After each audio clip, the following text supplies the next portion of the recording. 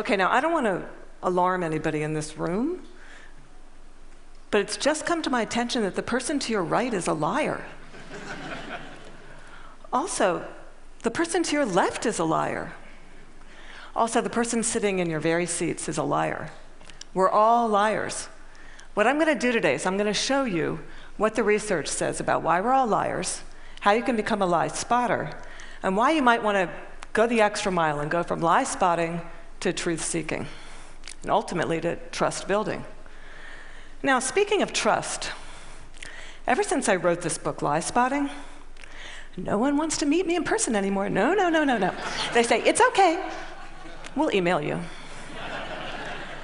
I can't even get a coffee date at Starbucks.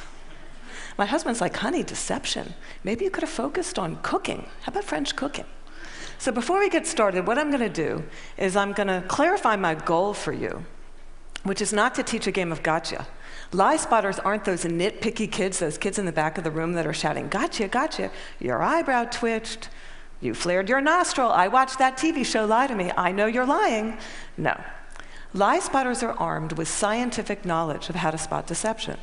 They use it to get to the truth, and they do what mature leaders do every day. They have difficult conversations with difficult people, sometimes during very difficult times. And they start up that path by accepting a core proposition. And that proposition is the following: lying is a cooperative act.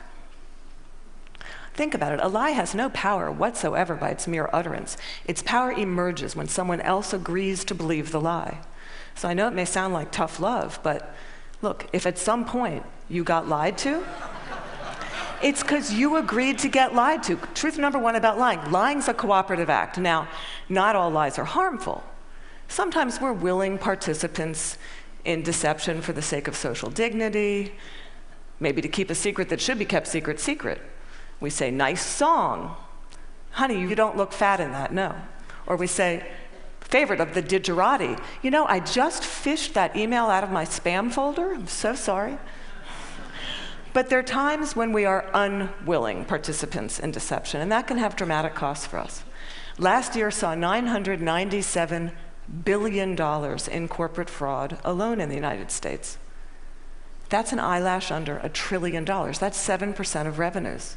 Deception can cost billions. Think Enron, Madoff, the mortgage crisis, or in the case of double agents and traitors like Robert Hansen or Aldrich Ames, lies can betray our country. They can compromise our security. They can undermine democracy. They can cause the deaths of those that defend us. Deception is actually serious business. This con man, Henry Oberlander, he was such an effective con man, British authorities say he could have undermined the entire banking system of the Western world. And you can't find this guy on Google. You can't find him anywhere.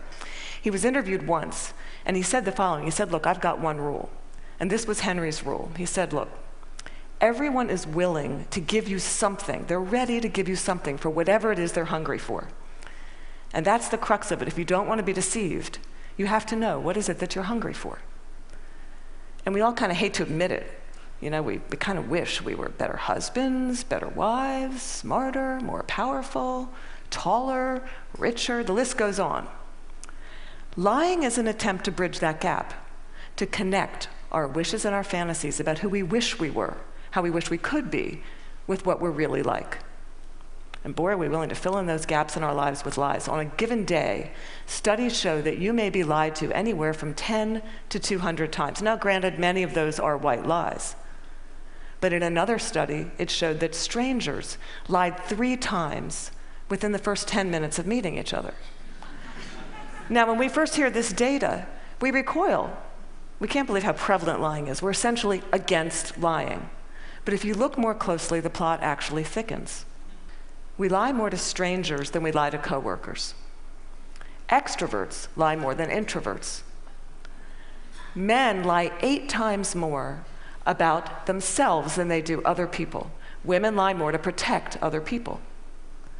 If you're in an average married couple, you're going to lie to your spouse in 1 out of every 10 interactions. Now, you may think that's bad. If you're unmarried, that number drops to 3. Lying's complex. It's woven into the fabric of our daily and our business lives. We're deeply ambivalent about the truth. We parse it out on an as-needed basis, sometimes for very, very good reasons, and other times just because we don't understand the gaps in our lives. That's truth number 2 about lying. We're against lying, but we're covertly for it in ways that our society has sanctioned for centuries and centuries and centuries. It's as old as breathing. It's part of our culture. It's part of our history. Think Dante, Shakespeare, the Bible, news of the world. Lying has evolutionary value to us as a species. Researchers have long known that the more intelligent the species, the larger the neocortex, the more likely it is to be deceptive. Now, you might remember Coco. Does anybody here remember Coco the gorilla, who was taught sign language? Coco was taught to communicate via sign language. Here's Coco with her kitten. It's her cute little fluffy pet kitten. Coco once blamed her pet kitten for ripping a sink out of the wall. We're hardwired to become leaders of the pack. It starts really, really early. How early? Well, babies will fake a cry, pause, wait to see who's coming, and then go right back to crying. 1-year-olds learn concealment. 2-year-olds bluff. 5-year-olds lie outright. They manipulate via flattery. 9-year-olds, masters of the cover-up. By the time you enter college, you're going to lie to your mom in 1 out of every 5 interactions. By the time we enter this work world, and we're breadwinners, we enter a world that is just cluttered with spam, fake digital friends, partisan media, ingenious identity thieves, world-class Ponzi schemers, a deception epidemic. In short, what one author calls a post-truth society. It's been very confusing for a long time now. What do? Well, there's steps we can take to navigate our way through the morass. Trained lie spotters get to the truth 90% of the time. The rest of us, we're only 54% accurate. Why is it so easy to learn? Well, they're good liars and they're bad liars. They're no real original liars. We all make the same mistakes. We all use the same techniques. So what I'm going to do is I'm going to show you 2 patterns of deception, and then we're going to look at the hot spots and see if we can find them ourselves. We're going to start with speech. I want you to listen to me. I'm going to say this again. I did not have sexual relations with that woman, Miss Lewinsky. I never told anybody to lie, not a single time, never. These allegations are false, and I need to go back to work for the American people. Thank you. Okay, what were the telltale signs? Well, first we heard what's known as a non-contracted denial. Studies show that people who are overdetermined in their denial will resort to formal rather than informal language. We also heard distancing language, that woman. We know that liars will unconsciously distance themselves from their subject using language as their tool. Now, if Bill Clinton had said, well, to tell you the truth, or Richard Nixon's favorite, in all candor, he would have been a dead giveaway for any lie spotter that knows that qualifying language, as it's called, qualifying language like that, further discredits the subject. Now, if he had repeated the question in its entirety, or if he had peppered his account with a little too much detail, and we're all really glad he didn't do that, he would have further discredited himself. Freud had it right. Freud said, look, there's much more to it than speech. No mortal can keep a secret. If his lips are silent, he chatters with his fingertips, and we all do it. No matter how powerful you are, we all chatter with our fingertips. I'm going to show you Dominique Strauss-Kahn with Obama, who's chattering with his fingertips. Now, this brings us to our next pattern, which is body language. With body language, here's what you got to do. You really got to just throw your assumptions out the door. Let the science temper your knowledge a little bit. Because we think liars fidget all the time. Well, guess what? They're known to freeze their upper bodies when they're lying. We think liars won't look in the eyes. Well, guess what? They look you in the eyes a little too much just to compensate for that myth. We think warmth and smiles convey honesty, sincerity, but a trained lie spotter can spot a fake smile a mile away. Can you all spot the fake smile here? You can consciously contract the muscles in your cheeks, but the real smile's in the eyes. The crow's feet of the eyes, they cannot be consciously contracted, especially if you overdid the Botox. Don't overdo the Botox. Nobody will think you're honest. Now we're going to look at the hot spots. Can you tell what's happening in a conversation? Can you start to find the hot spots to see the discrepancies between someone's words and someone's actions? Now, I know it seems really obvious, but when you're having a conversation with someone that you suspect of deception, attitude is by far the most overlooked but telling of indicators. An honest person is going to be cooperative. They're going to show they're on your side. They're going to be enthusiastic. They're going to be willing and helpful in getting you to the truth. They're going to be willing to brainstorm, name suspects, provide details. They're going to say, hey, maybe it was those guys in payroll that forged those checks. They're going to be infuriated if they sense they're wrongly accused throughout the entire course of the interview, not just in flashes. They'll be infuriated throughout the entire course of the interview. And if you ask someone honest, what should happen to whoever did forge those checks? An honest person is much more likely to recommend strict rather than lenient punishment. Now, let's say you're having that exact same conversation with someone deceptive. That person may be withdrawn, look down, lower their voice, pause, be kind of herky-jerky. Ask a deceptive person to tell their story. They're going to pepper it with way too much detail in all kinds of irrelevant places. And then they're going to tell their story in strict chronological order. And what a trained interrogator does is they come in, and in very subtle ways, over the course of several hours, they will ask that person to tell their story backwards. And then they'll watch them squirm and track which questions produce the highest volume of deceptive tells. Why do they do that? Well, we all do the same thing. We rehearse our words, but we rarely rehearse our gestures. We say yes, we shake our heads no. We tell very convincing stories, we slightly shrug our shoulders. We commit terrible crimes, and we smile at the delight in getting away with it. Now, that smile is known in the trade as duping delight, and we're going to see that in several videos moving forward, but we're going to start, for those of you that don't know him, this is presidential candidate John Edwards, who shocked America by fathering a child out of wedlock. We're going to see him talk about getting a paternity test. See now if you can spot him saying yes while shaking his head no, slightly shrugging his shoulders, lots of be happy to participate in one. I know that it's not possible that this child could be mine because of the timing of events, so I know it's not possible. Happy to take a paternity test and would love to see it happen. Are you going to do that soon? Is there somebody that you can't? I'm only one side. I'm only one side of the test, but I'm happy to participate in one. Okay, those head shakes are much easier to spot once you know to look for them. Now, there are going to be times when someone makes one expression while masking another that just kind of leaks through in a flash. Murderers are known to leak sadness. Your new joint venture partner might shake your hand, celebrate, go out to dinner with you, and then leak an expression of anger. And we're not all going to become facial expression experts overnight here, but there's one I can teach you that's very dangerous and that's easy to learn, and that's the expression of contempt. Now, with anger, you've got two people on an even playing field. It's still somewhat of a healthy relationship, but when anger turns to contempt, you've been dismissed. It's associated with moral superiority, and for that reason, it's very, very hard to recover from. Here's what it looks like. It's marked by one lip corner pulled up and in. It's the only asymmetrical expression, and in the presence of contempt, whether or not deception follows, and it doesn't always follow, look the other way, go the other direction, reconsider the deal, say, no, thank you, I'm not coming up for just one more nightcap, thank you. Science has surfaced many, many more indicators. We know, for example, liars will shift their blink rate, point their feet towards an exit.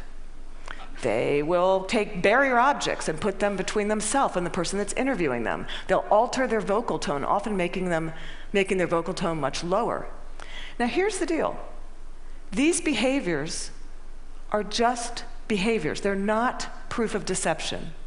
They're red flags. We're human beings. We make deceptive, flailing gestures all over the place all day long. They don't mean anything in and of themselves. But when you see clusters of them, that's your signal. Look, listen, probe, ask some hard questions, get out of that very comfortable mode of knowing, walk into curiosity mode, ask more questions. Have a little dignity. Treat the person you're talking to with rapport. Don't try to be like those folks on Law and Order and those other TV shows that pummel their subjects into submission. Don't be too aggressive. It doesn't work. Now, we've talked a little bit about how to talk to someone who's lying and how to spot a lie. And as I promised, we're now going to look at what the truth looks like. And I'm going to show you two videos. Two mothers, One is lying, one is telling the truth. And these were surfaced by researcher David Matsumoto in California. And I think they're an excellent example of what the truth looks like. This mother, Diane Downs, shot her kids at close range, drove them to the hospital while they bled all over the car, claimed a scraggy-haired stranger did it. And you'll see when you see the video, she can't even pretend to be an agonizing mother. What you want to look for here is an incredible discrepancy between horrific events that she describes and her very, very cool demeanor. And if you look closely, you'll see duping delight throughout this video. But at night, when I close my eyes, I can see Christy reaching her hand out to me while I'm driving, and the blood just keep coming out of her mouth. And that, maybe it'll fade too with time, but I don't think so. That haunts me the most.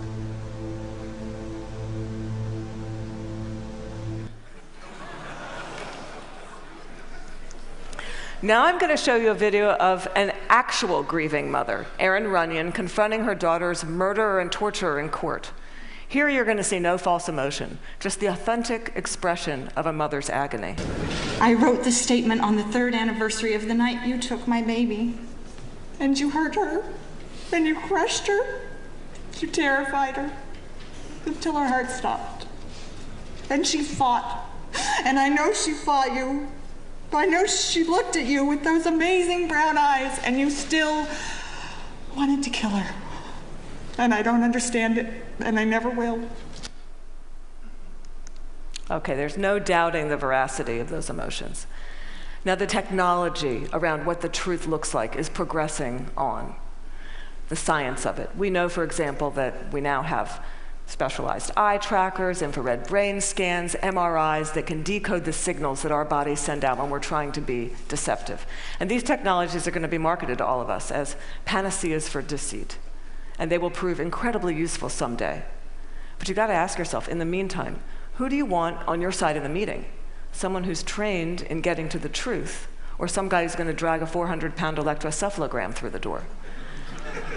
Lie spotters rely on human tools. They know, as someone once said, character's who you are in the dark. And what's kind of interesting is that today we have so little darkness. Our world is lit up 24 hours a day. It's transparent, with blogs and social networks broadcasting the buzz of a whole new generation of people that have made a choice to live their lives in public. It's a much more noisy world. So one challenge we have is to remember, oversharing, that's not honesty. Our manic tweeting and texting can blind us to the fact that the subtleties of human decency, character, integrity, that's still what matters. That's always what's going to matter. So in this much noisier world, it might make sense for us to be just a little bit more explicit about our moral code. When you combine the science of recognizing deception with the art of looking, listening, you exempt yourself from collaborating in a lie. You start up that path of being just a little bit more explicit because you signal to everyone around you. You say, hey, my world, our world, it's going to be an honest one. My world is going to be one where truth is strengthened and falsehood is recognized and marginalized. And when you do that, the ground around you starts to shift just a little bit. And that's the truth. Thank you.